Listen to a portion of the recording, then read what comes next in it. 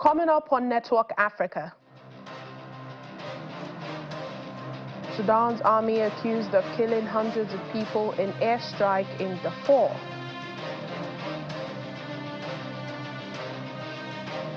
United Nations fears resurgence of civil war as barrel bombs dropped in South Sudan. Plus, the East and Southern African Community blocs expand team of mediators for the conflict in the Democratic Republic of Congo.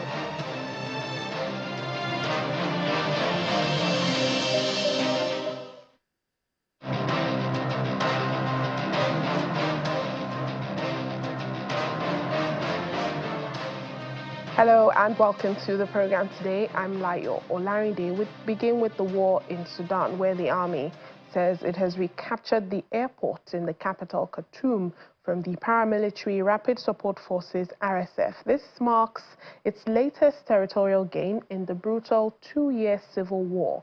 General Mahmoud Abdelrahman said troops had fully secured the airport and might be able to clear the rest of the RSF fighters by the end of day.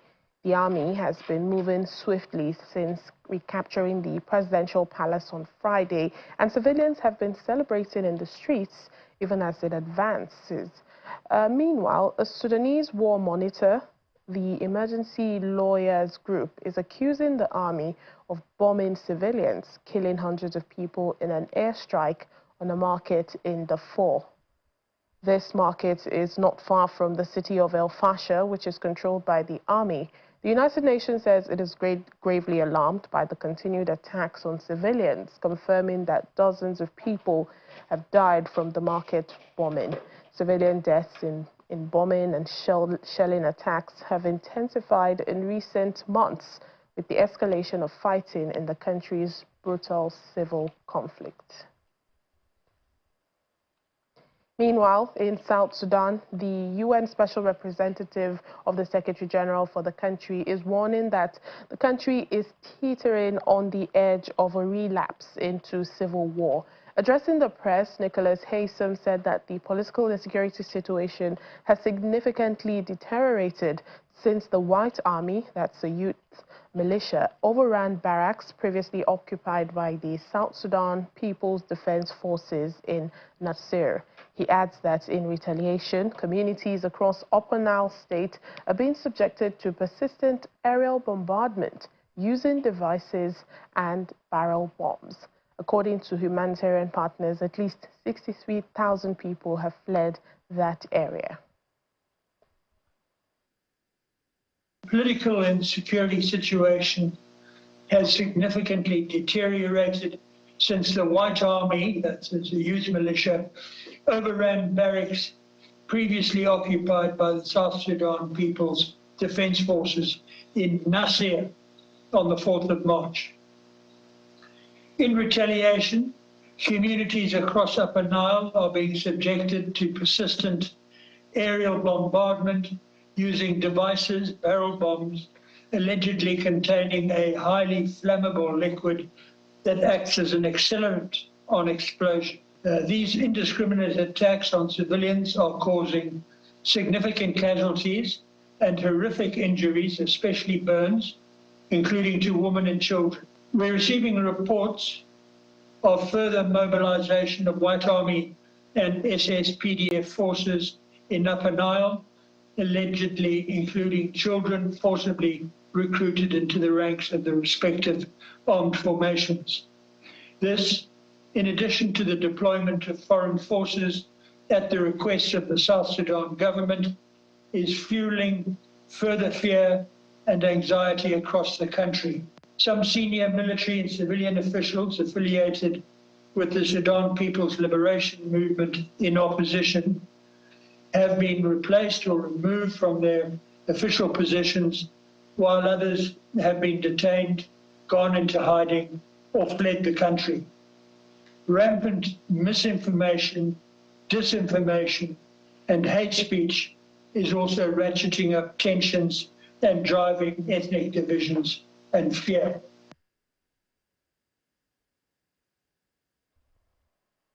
To health matters now. Amid continuing uncertainty about the impact of deep U.S. funding cuts to humanitarian work worldwide, the head of the UN agency coordinating the fight against HIV and AIDS, Winnie Byanyima, has warned that the cuts will cost millions of lives unless the support is reinstated.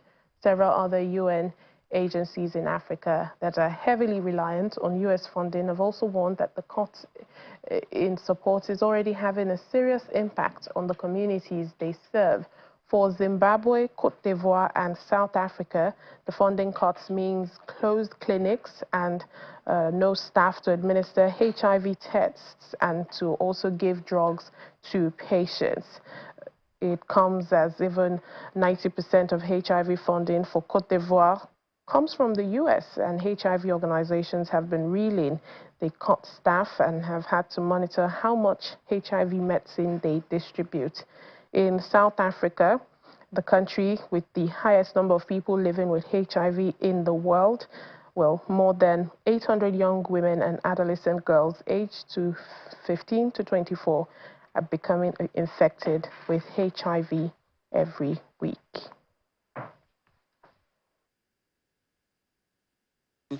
People do not know where to get their next tranche of art medication. They go to this facility today, tomorrow they are told to go to another, probably that's like kilometers away. So I think it's really taking a toll on the people that we represent and work for.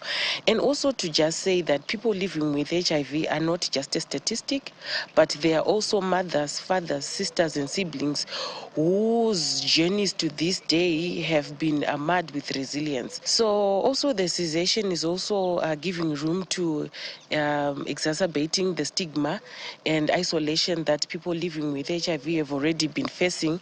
And through the USAID, we've been doing programs where we are trying to manage those situations. But now if the aid is nowhere, then it means that the stigma and isolation is going to be exacerbated. Well, previously, the World Health Organization said 8 countries, Nigeria, Kenya, Lesotho, South Sudan, Burkina Faso, Mali, Haiti, and Ukraine could soon run out of HIV drugs after the U.S. paused its funding. The world body warns that this disruption to HIV programs could undo 20 years of progress, and these countries are already feeling the impact. Here in Nigeria, this has led to job losses, reduced testing, and interrupted outreach programs, which are key to Nigeria's progress towards eliminating HIV by the year 2030. Well, let's discuss this further. Joining us now for more is Professor Sulaimon Akomu, consultant hematologist at the Lagos State University Teaching Hospital. He's also the chairman, National Task Team on Antiretroviral Therapy. Thank you, Professor, for joining us on Network Africa. Thank you for having me. Well, there are a number of programs, a number of health programs in Nigeria that the U.S. funds, which includes HIV. Talk to us about what is at risk at this time in light of the cuts to U.S. funding. Major things are at risk. Number one is the availability of the life-saving antiretroviral drugs. We know that once an individual has this virus in his or her body, it stays with you forever. And there's nothing you can do for now that is going to remove that virus from your body. We depend on availability of this antiretroviral drug to ensure that the virus does not replicate in the body and to ensure that the capacity of the virus to damage immunity that God Almighty has given to us is not taken away. What the virus does when it gets itself into human body, it multiplies and damage the most important immune cells in the human body, so that your immunity against other viral infections, your immunity against fungal infections, your immunity against bacterial infections are taken away, and you are at liberty of developing several killer diseases that we refer to as AIDS. That is going to return if these drugs is no longer made available. That is number one major risk that we have. The number two major risk that we have is that we are thinking that by the year 2030, we might be able to pronounce an end to AIDS epidemic. And how? The reason is that we now know that we have these antiretroviral drugs, and if you are taking these drugs, you will be well clinically. But the most important thing is what we refer to as epidemiological relevance of the antiretroviral drugs, because you that is taking this drug, you are rendered no longer infectious to uninfected population. So we are using this drug to prevent further transmission of the virus to other people. This drug is no longer available. The virus will begin to replicate, and then further transmission of the virus will continue. This is a major problem. In fact, today, we are thinking that the end to AIDS epidemic would be possible, and we define an end to AIDS epidemic as that by the year 2030, we will no longer have new person becoming infected. That is a target. And we think by the year 2030, if no person is becoming infected, those who are already infected will continue to live their normal life, healthy life. So no death related to HIV infection will continue to occur. This is what we intend to gain. With this cut, that will become a dream. The other important that is going to happen is that period that you are not going to have antiviral drug will be a period for the virus to keep to multiply. And as long as the virus is multiplying, the risk that the virus will develop resistance to treatment will also occur. In other words, the virus has the capacity to multiply and mutate and develop resistance to drugs. So if tomorrow you now say, okay, you are bringing back the drugs, those drugs that we currently have today may no longer be effective. We have a lot of issues that is going to happen if this court is seen through. We hope they are going to have a rethink, and we sincerely hope. For now, the fear is very palpable, and we are waiting till till 19th of April, when what they call 90 days waiver will be over. We are all waiting jitterily what the U.S. government is going to say at the end of the day. I hope people who knows the implications of taking away antiviral drugs, what it means, I hope they are talking to the U.S. government. They've started this work since 2023. That's more than 20 years. And they have done so well for the world. To take it all the way from just with just one sweep pronouncement is going to be very, very devastating. I know governments all over the world are trying to react to this, but it's going to be a tough order for the governments of the world to start to take the bull by the horn and do something new. But I also think that with this pronouncement from the U.S. government, our government will begin to have a rethink that we should commit more. Yes, I was going to touch on that, Professor. That what is the alternative? In the meantime. Well, in the meantime, I hope in the meantime will not come. But if in the meantime we actually materialize, we will expect.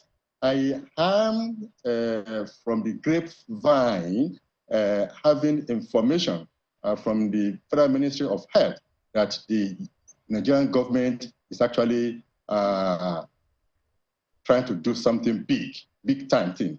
And I think what the government is trying to do is to commit substantial amount of money to procurement of antiretroviral drug, so that you continue to distribute this drug to facilities, over 2,000 facilities in Nigeria that are actually dispensing this drug to patients who need them.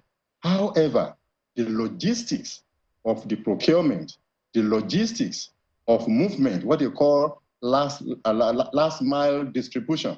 You see, we have a lot of people in country who have skill, who have been trained to do this work. And nearly all of these people that are doing the work on behalf of Nigeria are not on the payroll of the government of Nigeria. And that's actually a major problem. So if the government has actually committed to bring so much money to the table, I think the major thing that the government also has to do is to ensure that the people who have been doing this work, who have been getting remuneration for their services, from U.S. government funding, I think the right thing to do, first of all, is to absorb all these individuals into government service, so that the services that we want to provide for our population can go seamlessly. Because if you bring the money, you procure the drug, and you do not have the skill and the manpower to be able to distribute it, it's going to become ineffective. These are our fears. Thank you so much, Professor Sulaimon Akomu, consultant hematologist at the Lagos State University Teaching Hospital. Thank you, sir. Lagos University Teaching Hospital, not Lagos State. Lagos University Teaching Hospital. Lagos. Thank you very much. Thank you, sir. You're welcome. Welcome back to the program. We continue with the crisis in the Democratic Republic of Congo. The East African Community, EAC, and the Southern African Development Community, SADC, have expanded the team of mediators for the Congo conflict following a virtual meeting earlier this week. The two blocs doubled down on their efforts to bring peace between DR Congo and the M23 rebels and Rwanda by appointing additional former heads of state to steer the mediations. Former Kenyan President Uhuru Kenyatta and former Nigerian President Olusegun Obasanjo remain on the team, while former Ethiopian President Saleh Zewde replaces another former Ethiopian leader, Hailemariam Desalegn. Former South African President Kgalema Motlanthe and former Central African Republic President Catherine Samba-Panza have been added to the team, enlarging the group to 5 from 3 to be able to improve gender, regional and language inclusivity. The move comes after Angola, through its presidency of the African Union, stepped aside from the negotiations, citing other engagements on its mandate as the head of the AU. A Kenyan police officer deployed in Haiti as part of the international security force has gone missing after an attack by suspected gang members. The force was attacked by gangs as they were helping a vehicle from the Haitian National Police that got stuck in a ditch. According to the mission, following the attack, specialized teams were deployed to conduct a search for the missing officer. The attack happened on Tuesday during a patrol operation in the town of Pont Sunday. Asian media reports that the officer could have been killed by the gangs, but this has not been confirmed. In a statement, the Kenya National Police Service said it has been notified about the missing officer. Now, this is not the first attack on Kenyan officers in Haiti. Last month, a 26-year-old police officer was fatally wounded during an operation, marking the first casualty among the Kenyan contingent. Samuel Tompoi's body was flown back to his country and he was laid to rest this month. Here in Nigeria, the Senate Committee on Ethics and Privileges has officially dismissed the sexual harassment petition filed by the senator representing Kogi Central, Senator Natasha Akpoti-Uduaghan, against the Senate President, Senator Godswill Akpabio, and adjourned the case. The chairman of the committee, Senator Neda Imasuen, made the declaration when counsel to the petitioner, Dr. Abiola Akiode Afolabi, appeared before the Senate Ethics Committee. The counsel, who was accompanied by a former Minister of Education, Mrs. Obi Ezekwesili, alleged bias and lack of fair hearing by the Senate Committee. Our National Assembly correspondent, Gloria Umezioke, reports. Barely 3 weeks after the suspension of Kogi lawmaker, Senator Natasha Akpoti-Uduaghan, counsel to the petitioner, appeared before the Senate Committee on Ethics, Privileges and Public Petition, led by its chairman, Senator Neda Imasuen. In this regard, during the hearing session, there is an initial hiccup as the counsel to Senator Akpoti-Uduaghan first calls for the recusal of the committee chairman, Senator Neda Imasuen, citing bias, particularly in the prior comment made on March 5, where the chairman had described the case as dead on arrival. Until when we read that the rule of this House and that Constitution, that's when we can say that we have fair hearing and justice in this regard. In this regard, what the petitioner had said is that based on that press briefing, whether it was before Natasha was sent out of the National Assembly or not, gives an impression that the chairman of the committee has a particular understanding of this issue and could be said to be biased. The chairman immediately defended his earlier comments, explaining why it was pertinent to dismiss the case. From the position that I can see you are taking, it means the whole Senate is biased, because the whole Senate witnessed what happened on the floor. However, former Minister of Education, Dr. Obi Ezekwesili, who came as a witness to the suspended senator, described what transpired at the Ethics Committee as a gross degradation of the Constitution and the laws of the land. However, while she made her remarks, tension escalated and the atmosphere grew chaotic as a heated exchange erupted between her and Senator Peter Mwibui. I will not take it.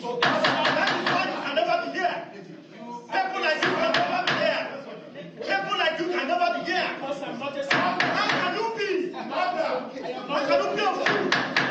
I am not a hooligan, so I can't. You are a hooligan. You are a hooligan. So you will be. You don't insult me. And you say I should keep my mouth shut. Who are you, Professor? Who are you, the presiding officer? Who are you? I asked to be put on court. And you refuse. Calm was later restored. Two things. One, the petitioner said he would not speak to his petition because the Senate is biased, or I'm biased, or the committee is biased. Two, the respondent has just told us, and the papers are before you, that this case is before a competent court of law. Therefore, this committee will allow a court of law that will not be biased to handle this matter. Therefore, this matter is closed here at the Senate and is adjourned. As the case stands adjourned, sine die, and the parties aggrieved, it is unclear what the next line of action for the Senate will be. From the National Assembly, Gloria Umezuke, Channels Television News. And as Muslims continue fasting in the holy month of Ramadan, volunteers in South Africa cook up a massive iftar meal to feed thousands of people. According to the organizers, this meal is a lifeline to many who are in need.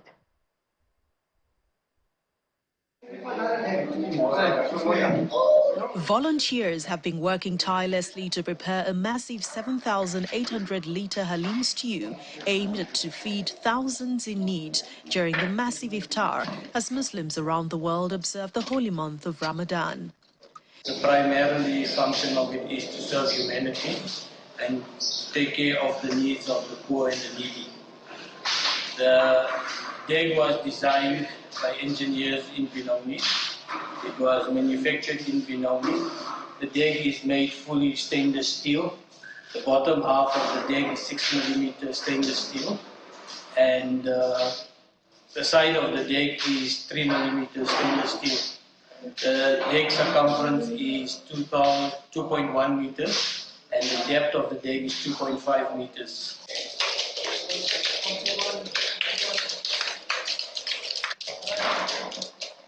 In Johannesburg, volunteers at Imam Ahmed Raza Jami Masjid Mosque prepare halim stew inside the deg, showing the preparation of spices, the slow boiling of lentils in separate pots, and the final cooking process. The spices are being carefully measured and ingredients like chicken, onions and masala are being braised in the colossal pot. So what we do, we cook the dal, the rest of the ingredients like the chicken and the masala and the onions and things, we braise it in the big tank. So only thing what we do here is boil the dal and put the dal, add the dal. Our dal takes long to boil, you see. With its 2.1 meter circumference and 2.5 meter depth, the deg was designed and manufactured by an engineering firm in Benoni, made entirely of stainless steel. Its bottom half is 6mm thick, while the sides are 3mm thick. The massive deg is fired by an open flame. Today we are at Chisti Sabri in the nation south, where we what we call the pot of hope. We're going to feed about a good couple thousand people This is the largest pot in Africa, and yeah, it helps the underprivileged community by such a huge amount. The Halim recipe is a cherished tradition with spices passed down through generations. The spices that we are putting here is my mother-in-law's recipe, and every year Ramadan we use the same spice. The spices added here is Halim masala, dhania powder, jeera powder, haldi powder, and chili flakes. The blend includes Halim masala, dhania powder, jeera powder, haldi powder, and chili flakes, creating a flavor that is both comforting and nourishing. Mohammed Amin, the head chief, reveals the dedication behind the scenes. Last night we never slept. We were all awake preparing for the Halim, boiling everything to make sure that our Halim comes tops. We do it for the pleasure of Allah subhanahu wa ta'ala, especially in this month of Ramadan. However, the initiative is not without its challenges. This female volunteer highlighted the financial constraints. Us to basically cook in this massive egg or the massive pot, financially it's quite constraining. It takes a lot of money for us to manage to put the ingredients together in order for us to make this thing become a reality. Financial need is always a requirement for this to be an ongoing program for years to come. Despite the hurdles, the deg stands as a symbol of unity and generosity. As the sun set, steaming bowls of Halim were served to those in need. Ramadan, the 9th month in the Islamic calendar, is a holy time for Muslims around the world, commemorating the first revelation of the Quran to the Prophet Muhammad. Throughout the month, believers perform night prayers and fast from dawn to dusk as a sign of devotion and self-discipline. As the end of the month approaches, preparations for Eid al-Fitr begin, bringing joy and widespread social gatherings.